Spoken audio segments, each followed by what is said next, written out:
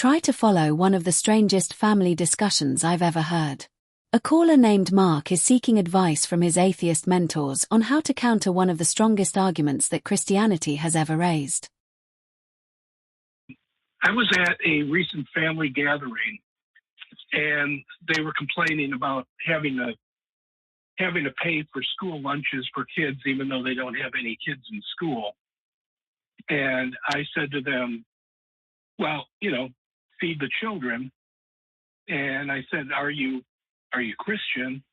And they're like, oh yeah, sure. I said, well, Jesus said you got to feed kids, And then they threw at me the old God helps those that help themselves, and I refuted that by saying that's not in the Bible.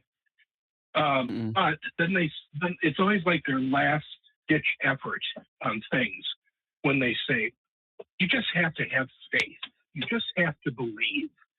And I never know what to say to that. Firstly, Mark, I'm sorry if this is actually how conversations happen in your family. Faith is something both complex and simple and is well worth discussing thoroughly, not dismissively.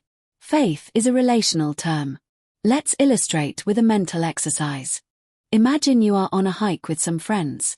Imagine your friends are getting tired and losing interest in the hike. Perhaps they want to turn back. They believe that finishing the climb will not be worth the effort. Additionally, some people in the group suspect this is not the right direction. This adds momentum to the idea of giving up, turning back, and ending the adventure. But you have made this trip before. You are second-guessing yourself, but you feel this is still the right way, and you know that the end result is a highly memorable, wonderful experience. Just when you feel your powers of persuasion failing, and you yourself are about to fold and abort the mission, two beautiful eyes meet yours and say, I'll go with you. But what if I'm wrong, you ask? It doesn't matter. You said it's worth it and I believe you. Let the others go back if they like, and let's you and I push on a bit further. What just happened here? A new relationship has been formed. You have discovered one person who trusts you. They know you, as a human, could be mistaken, but they like what they see in you. They are willing to journey with you. They have joined themselves to you. Anyone who has read even the first book of the Bible would understand faith in terms of this relational trust. But watch now as the hosts interpret faith as merely a philosophy or as a means to wreck conversations. When someone says just have faith, my initial question is faith in what? If I just have faith in Islam, is that enough? Oh, okay. You know what I mean? think Like, mine is probably a riff on that as well. The street epistemology angle. Look, if I was sitting at a table with a Muslim and a Hindu and somebody else, and we all took it on faith, and we believed with all of our heart on faith, and you were a neutral observer, how would you know which faith, if any, was the right one? No.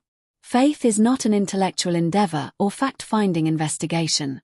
Faith operates in the context of a relationship where the future is open, and facts have not yet materialized. Watch Seth come, oh, so close, to seeing that life requires such a faith to serve as the relational bond between humans and God. Let's say you've got this very young, impressionable child with almost no knowledge, right? Which is what we are to Yahweh. Right. We're supposedly not even remotely able to fathom the intellect of that God and the being of that God and the heart of that God. Why make it complicated for the simple-minded?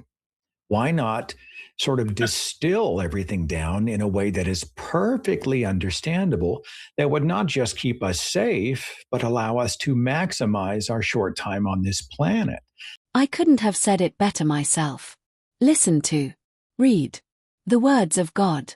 Go on a journey with him. The caller Mark has already revealed that he believes Jesus would feed the children, and that some rather ridiculous tropes are not found in the Bible. He is on a weary journey, but he has not made a relational gesture. Such as, I'm with you, I appreciate you. Based on what I've seen so far, let's go on together for a bit.